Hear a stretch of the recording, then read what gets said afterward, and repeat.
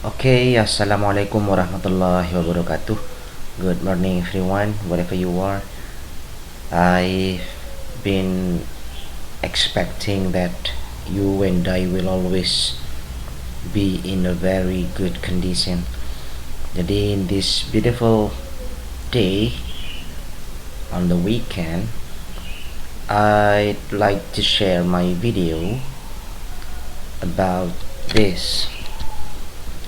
Di video kali ini saya akan meng-share video tentang command, obligation, dan prohibition. Tapi sebelumnya ingin saya sampaikan dulu ucapan terima kasih saya kepada kalian semua yang telah mendukung channel saya, yang sudah like, comment, sama subscribe. Saya doakan semoga rezeki kalian semakin melimpah dan semakin berkah. Oke, kita langsung aja ke pembahasannya. Yang pertama adalah command, ya. Itu adalah kalimat perintah, yaitu kalimat yang digunakan untuk menyuruh seseorang untuk melakukan sesuatu yang diawali dengan kata kerja bentuk pertama dan diakhiri dengan tanda seru. Contohnya seperti itu. Take that broom. Ya, take that broom. Take ini adalah kata kerja bentuk pertama. Jadi each sentence in English, setiap kalimat dalam bahasa Inggris, termasuk juga bahasa Indonesia atau bahasa-bahasa lainnya, itu memiliki ciri khas. Ya, memiliki ciri khas. Nah, ciri khas dari kalimat perintah itu ditandai dengan tanda seru. Ya, dan diawali dengan kata kerja di depannya. Ambilkan sapu itu. Jadi kalimat perintah ini digunakan oleh orang tua kepada kita yang lebih muda biasanya. Kalau kita yang lebih muda, jangan sesekali menggunakan kata ini kepada orang tua, kurang sopan. Jadi sebelumnya itu sudah saya share tentang kalimat minta tolong, meminta bantuan, ya. Boleh dilihat videonya nanti di video sebelumnya, ungkapan meminta bantuan. Nah, itu kita gunakan boleh kepada orang tua karena caranya sopan. Sementara ini terdengar agak kasar, tapi ini digunakan oleh orang yang lebih tua kepada kita.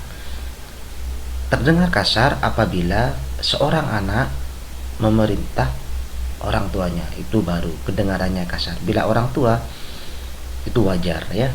Orang tua menyuruh anaknya, guru menyuruh muridnya, itu bisa. Ambilkan sapu itu. Itu pun kalau tidak terburu-buru atau kepepet. Guru dan orang tua biasanya akan memberikan contoh yang bagus kepada yang lebih muda. Jadi jarang banget orang tua sama guru itu menggunakan kata ini, kecuali guru sama orang tuanya itu dalam keadaan kepepet. Oke, kita lanjut. Close the door. Ya, close the door. Tutuplah pintu itu atau tutupkan pintu itu. Do your homework right away. Do your homework right away. Itu artinya cepat kerjakan PR-mu, cepat kerjakan PR-mu. Kemudian fold up your blanket. Fold up your blanket. Lipat selimutmu atau lipatlah selimutmu. Jadi ini adalah kalimat perintah yang sering kita jumpai di rumah atau di sekolah. Tidy up your bedroom. Rapikan kamar tidurmu. Seperti itu. Itulah yang disebut dengan command, kalimat perintah. Caranya menggunakan kata kerja di depannya dan diakhiri dengan tanda seru. So far, saya harap sudah paham.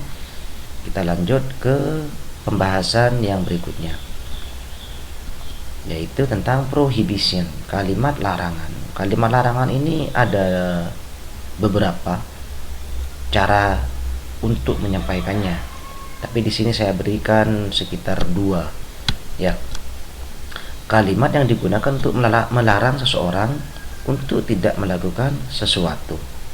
Ya, yang diawali dengan don't atau do not. Nah, don't sama do not itu berbeda anak-anak ya. Kalau don't ini tingkat larangannya kurang begitu kurang begitu besar. Namun apabila do not itu sudah dipakai oleh seseorang kepada kita, itu dia benar-benar menunjukkan bahwa dia benar-benar melarang kita. Contoh, kamu misalkan nyentuh temannya, ya, temannya bilang don't touch me, jangan sentuh aku. Kamu nyentuh lagi, don't touch me, begitu. Tapi kamu tetap nyentuh dia lagi, maka temannya yang tadi merasa tidak enak karena disentuh sama kalian, dia akan mengatakan do not touch me. Nah, itu penekanannya jauh lebih tinggi ya. Kalau kamu sampai nyentuh aku lagi, maka mungkin dipukul atau apalah begitu. Jadi don't ini peningkatannya kurang, sementara do not itu tingkat melarangnya itu lebih tinggi daripada don't. Ya, juga kata atau kalimat larangan ini ditandai dengan tanda seru juga. Ya, selain cara yang pertama ini, kita juga bisa menggunakan kata must not. Ya, dengan menggunakan kata must not, atau kita juga boleh menggunakan no yang ditambahi dengan verb ing. Contoh, don't cheat during the exam. Don't cheat during the exam. Jangan mencontek selama ujian, atau dilarang mencontek selama ujian. Contoh kedua, don't close the door. Jangan tutup pintunya. Kalau orang itu mengatakan do not close the door, berarti kamu bermain-main dengan dia ya. Jangan sampai orang mengatakan do not close the door. Kemudian don't come late. Don't come late. Jangan terlambat. Don't mess around with me. Don't mess around with me. Jangan main-main denganku. Jadi di sini menggunakan don't. Boleh kita juga menggunakan do not dengan penekanan yang lebih tinggi. Berikutnya kita gunakan no. Ini biasanya kita temukan di tempat-tempat umum, ya, di bank, di mall, ya, atau di pasar. No parking, dilarang parkir. No smoking, jarang merokok. Nah, ini biasanya kita temui di tempat-tempat umum. Kalau ada no, ini bertemu dengan verb ing. Kalau don't, itu bertemu dengan kata kerja.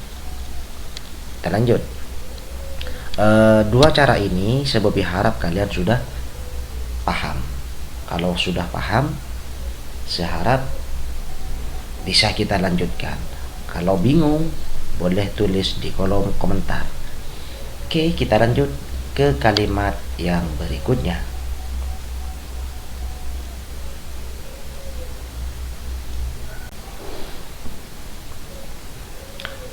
Alright, kita lanjut ke cara ketiga ya, tentang cara membuat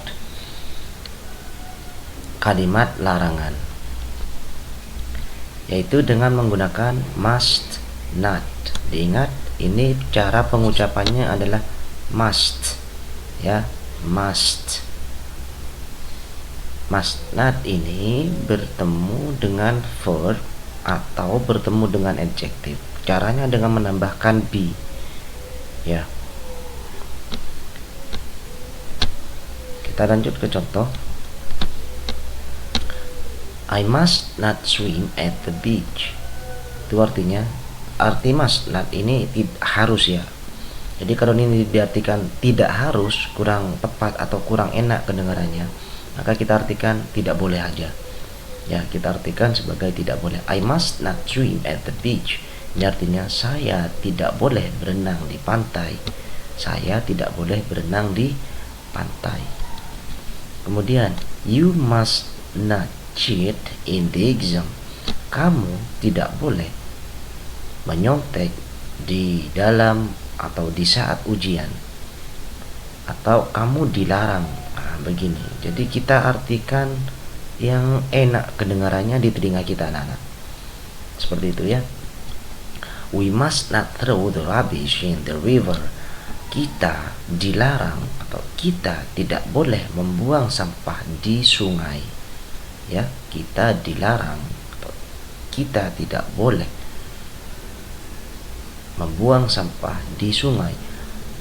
Maka tadi sebelum bilang arti sebenarnya dari must ini adalah harus. Kalau kita artikan kita tidak harus, kedengarannya kurang enak aja ya. Jadi kita pakai arti yang tepat, yaitu atau arti yang enak kedengarannya, yaitu tidak boleh atau dilarang. Kemudian he must not play the online games. He must not play the online games. Jadi ulang lagi, the ini kalau bertemu dengan a, i, u, e, o dibaca the online. Kalau bertemu dengan huruf mati atau huruf selain a, i, u, e, o itu dibacanya the games. Nah, kalau di sini ada o huruf hidup ya, bacanya the online games. He must not play the online games. Must sama not ini boleh disingkat, anak-anak ya, boleh disingkat. Kemudian she must not be lazy. Nah, ini kalau bertemu dengan kata sifat maka diberi be dulu ya, jangan she must not lazy, salah. Jadi harus ada be-nya. Be ini adalah to be, menunjukkan itu adalah kalimat atau kata adjektif, kata sifat, maka kita harus memberikan be. They must not be impolite. Mereka tidak boleh impolite. Impolite ini artinya kurang ajar ya. Kalau polite itu sopan, impolite kurang ajar. Mereka tidak boleh kurang ajar. Begitu. Must sama not itu kalau disingkat menjadi mustn't.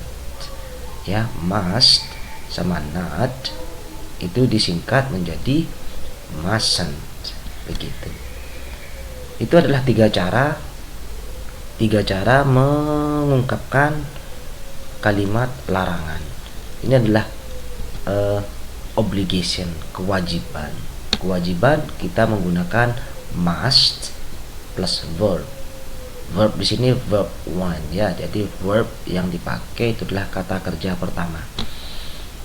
Atau bertemu dengan adjektif kata sifat tadi ya, must ketemu be plus adjektif. Kita ke contoh, I must swim at the swimming pool. Saya harus berenang di kolam renang. Lagi, you must do the test correctly. Kamu harus mengerjakan ujian dengan benar. We must keep our school clean. Kita harus menjaga kebersihan sekolah. Ya, jadi ini adalah sebuah kewajiban. Kemudian he must pray on time. Dia harus sholat tepat waktu.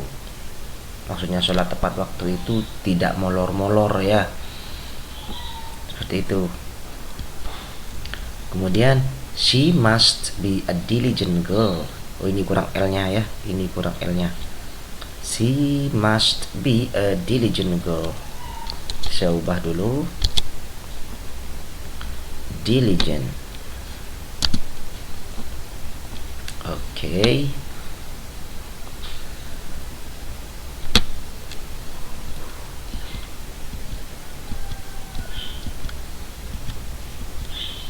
Kemudian contoh yang berikutnya, they must be polite to their teacher.